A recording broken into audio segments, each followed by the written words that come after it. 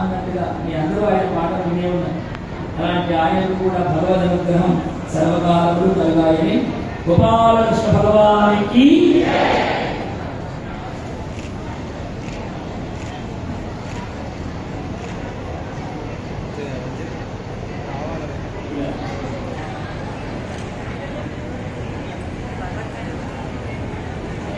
ఉమామహేశ్వర ఆలయంలో చాలా చక్కటి అలంకారం చేశారు. ఇప్పుడు స్వామి గారికి చెప్పారు.